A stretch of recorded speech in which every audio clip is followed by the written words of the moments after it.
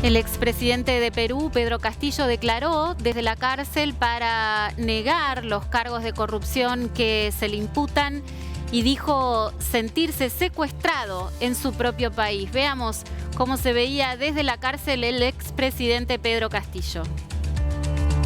Me van a pedir 36 meses de prisión preventiva cuando tengo una prisión preventiva. Voy a llegar a 100 días de estar secuestrado injustamente. No he cometido yo ningún delito, señor juez. Niego rotunda y categóricamente que soy autor y formo parte de una red criminal.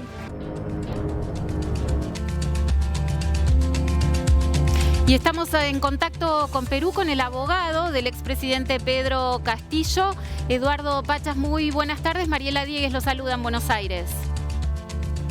Buenos días acá en Lima, Perú. Mariela, a la orden y a la disposición en lo que usted crea conveniente. Un honor estar en su programa. Muchísimas gracias. Eduardo, en las próximas horas la justicia resolvería sobre el pedido de prisión preventiva por 3 años para el expresidente. ¿Qué es lo que esperan ustedes? ¿Con qué argumentos ustedes esperan seguramente que este pedido no sea aceptado por la justicia? En primer lugar, el presidente Pedro Castillo Terrones ha declarado que es un preso político y no es un delincuente. Esto queda claro porque en la audiencia se presentó un video donde el premier Otárola ordena al Congreso y a la Fiscalía de que pongan en marcha y hagan célere los casos de corrupción. Entonces, si el premier Dina Boluarte, el premier Otárola, ordena en canal y señal abierta al Congreso y luego a la Fiscalía, ese es un tema político y no jurídico. Entonces Castillo es un preso político, no es un delincuente. Y eso que debe quedar bien claro a la comunidad internacional.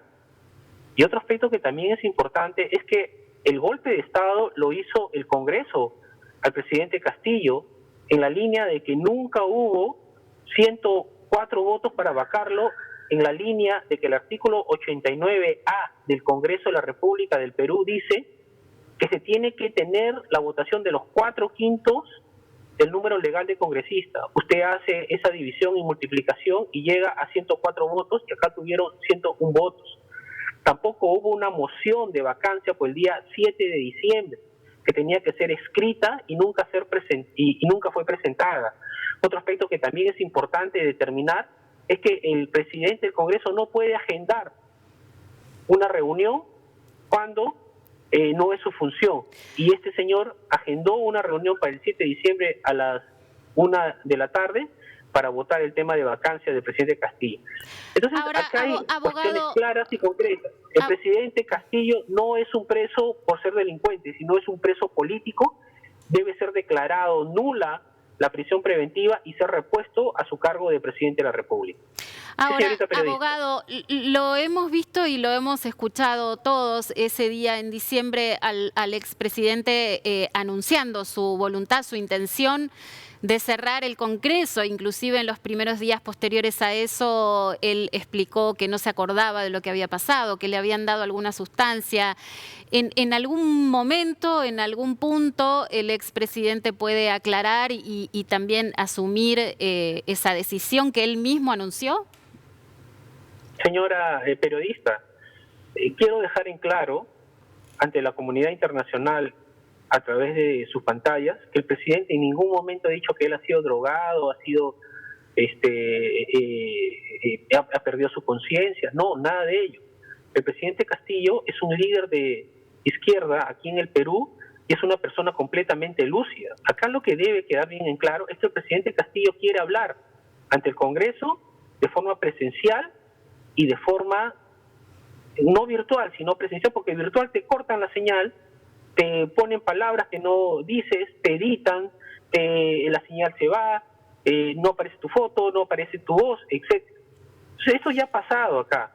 ¿Por qué es importante que el presidente hable directamente, cara a cara, como él mismo lo ha dicho? Esto es muy importante justamente para dar respuesta a su pregunta.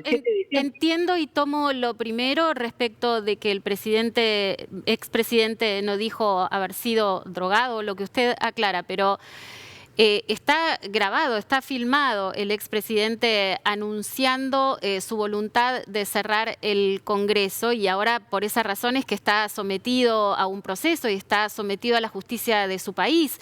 Lo que usted está diciendo es que en las declaraciones de manera remota al expresidente, la propia justicia del país lo está editando, lo está cortando, lo está censurando. En efecto, mire usted, le voy a hacer claro y le voy a dar una primicia.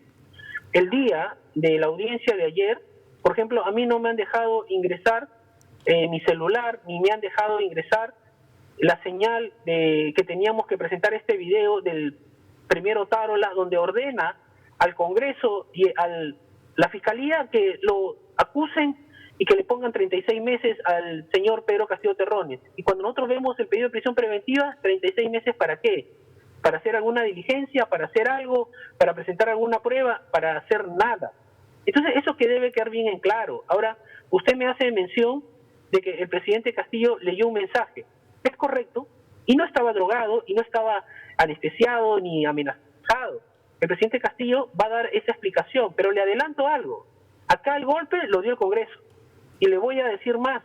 Ustedes, a través de ese mensaje, han visto la mitad de la historia, pero la historia tiene otra parte. Y ustedes también lo pueden encontrar cuando en los 3 periodos o los 3 pedidos de vacancia anterior, en 18 meses que jamás en la historia del Perú se ha visto, te pedían vacancia el Congreso por los mismos hechos que ya habían sido archivados. Específicamente en el caso del congresista Guido Bellido, el primer pedido era que el congresista tenía antecedentes, que tenía caso de apología al terrorismo, que fue archivado la primera vez, la segunda vez y la tercera era lo mismo. Que habían nombrado abogado, ministro. Efectivamente, se nombró ministro, pero le dieron el voto de confianza el Congreso. Entonces eran los 3 mismos hechos que buscaba a toda costa sacarlo al presidente de su puesto. Y esto, señorita periodista, debe ser importante analizarlo porque desde el punto de vista legal y jurídico existe lo que se llama la cosa juzgada. Y cuando una persona en el Perú, y en la ley peruana y en la Constitución y en el mundo lo procesan por algo y lo archivan, ya no se puede volver a tocar.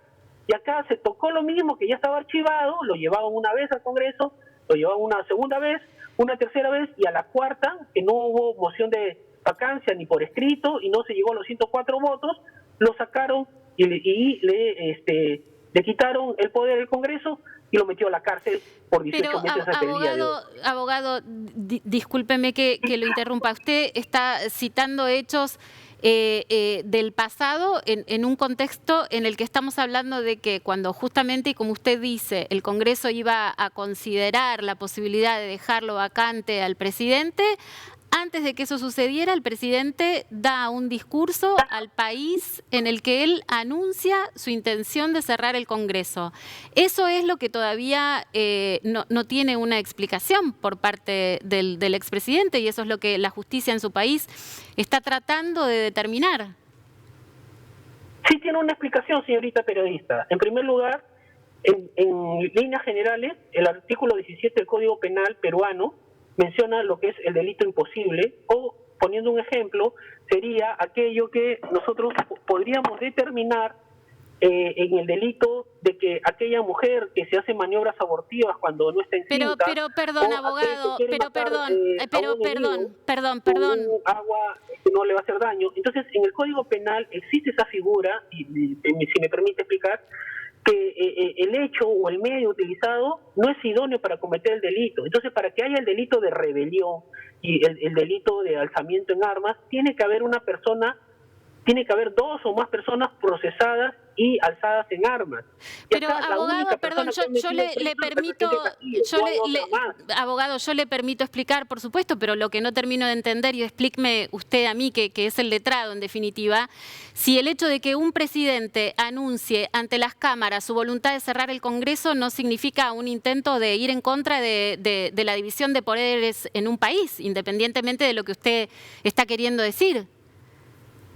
Al margen, yo le doy una respuesta en atención y a la línea del marco jurídico establecido en el Código Penal peruano, en la Constitución peruana y en lo que la doctrina y la jurisprudencia peruana y a nivel internacional también desarrolla. Esa es mi respuesta y le voy a pasar a contestar. Definitivamente no es delito y le voy a explicar por qué.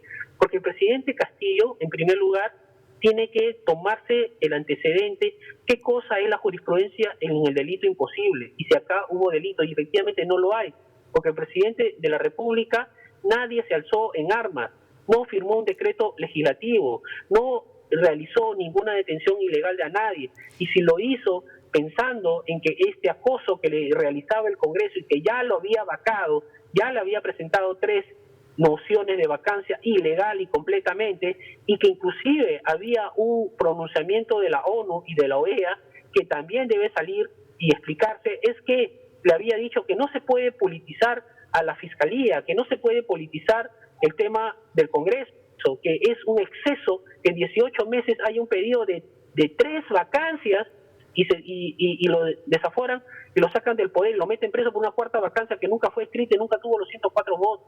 Esto debe ser claro porque la ley pide una formalidad y pide unos requisitos. ¿Dónde está aquella persona que se levantó en armas? ¿Cuántas personas pide la ley? Que sean 2 o más. Abogado, perdón, entonces para usted un intento de autogolpe hubiera significado que el presidente se alzara en armas, no simplemente con el anuncio de su voluntad de cerrar el Congreso. Eso no es suficiente, eso es lo que deduzco de lo que usted me está diciendo. Y por otra parte, el cuestionamiento entonces por parte de usted, defensor del expresidente, respecto del sistema judicial peruano, que dice que lo están editando en sus declaraciones judiciales. No, yo lo que quiero dejar en claro es que de acuerdo al principio de legalidad, tipicidad y taxatividad que rigen el marco peruano y la jurisprudencia desarrollada en la Corte peruana y ratificada en la Corte Interamericana de Derechos Humanos, queda claro que rige el principio de legalidad. Y acá el delito de rebelión dice que sean 2 o más personas que se levantan en armas. ¿Quién está preso? Solamente una persona, el señor José Pedro Castillo Terrones. No hay más. Y ahí ya hay atipicidad. Luego se procesa al señor Aníbal Torres, pero Aníbal Torres jamás alzó en armas.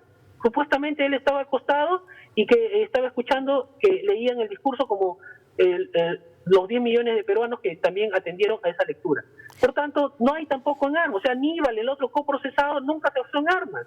Y eso, de acuerdo a la legalidad, de taxatividad, precisión, no hay delito. Eso lo dice la normativa jurídica. Y el principio de legalidad es una de las bases para imponer una sanción. Que lo han metido preso al presidente Castillo, es cierto, lo han metido preso porque no es un delincuente, es un preso político. Y acá no existe delito alguno que se ha cometido, sino una presión de un gobierno que ha matado a 60 personas, que hasta el día de hoy no han detenido a nadie. Ayer la presidenta Dina Boluarte ha ido a declarar y nunca declaró. Y no, la presidenta declaró, abogado, sí, la presidenta Dina Boluarte declaró ayer en la Fiscalía Nacional. Bueno, hasta donde yo tengo entendido, la diligencia se suspendió en la línea que el procurador también quería participar y no se le dejó participar, por lo tanto reprogramaron la diligencia. Eso es lo que tengo entendido. Yo he estado en la audiencia de prisión preventiva, pero eso es la información que yo manejo. Pero como le digo, señora periodista, yo le estoy hablando desde el punto de vista de la legalidad, de la taxatividad y lo desarrollo de la jurisprudencia. Si no hay armas, si no hay una resolución firmada, si no hay un intento, realmente estamos de cara al delito imposible. Pero a eso hay que agregarle cómo es que el Congreso acosó, cómo es que el Congreso lo golpeó al presidente y cómo es el día 7 de diciembre y a nivel nacional e internacional obtuvieron 101 votos cuando el artículo 89A del reglamento del Congreso exigía que sea 4/5 del número legal. Esto es 104 votos. Le repito la ley, señorita periodista, para que quede claro a nivel nacional e internacional, es el artículo del reglamento 89A.